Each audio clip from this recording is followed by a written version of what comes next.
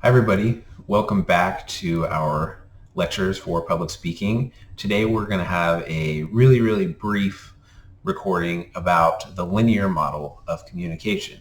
And I say this is going to be really brief because there's only 3 parts to it and it's not going to be super complex. But it is super important that you pay attention to this specifically because when we get to the transactional model, it's going to build from this linear model. So as you can see on the screen, the linear model is made up of 3 components: sender, channel, receiver, and we have the arrow. And that arrow shows that we essentially go from one point to another. It's linear.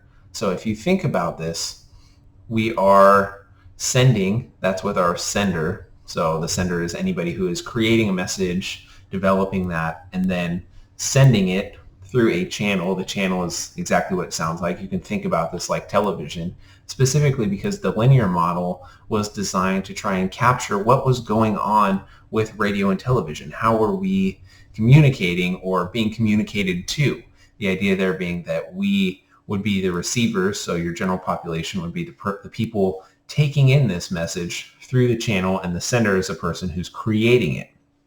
So if we think about that from the context of television, we have a production company or broadcasting company who is acting as the sender, and they're creating a message and they are sending it out to us through a channel. And on your television, right, you literally have different channels to go to see the messaging coming from different senders. And then receiver, that's whoever's taking that message in.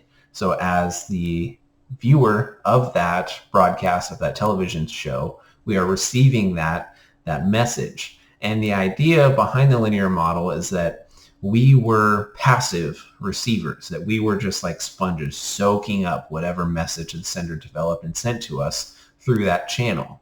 And what we'll come to find through a little bit more research, a little bit more understanding, but for us through our next lecture, is that when we get to the transactional model, that's where we get a better idea of what's actually going on with the communication process.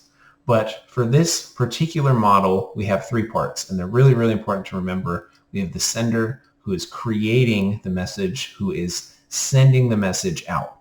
We have the channel, where that is how the message is getting from the sender to the receiver.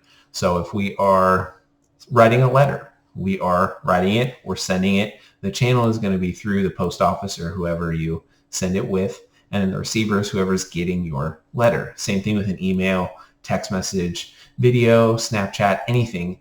You are essentially the sender. The channel is how it's getting from you to the receiver, and then the receiver is the person taking in that message.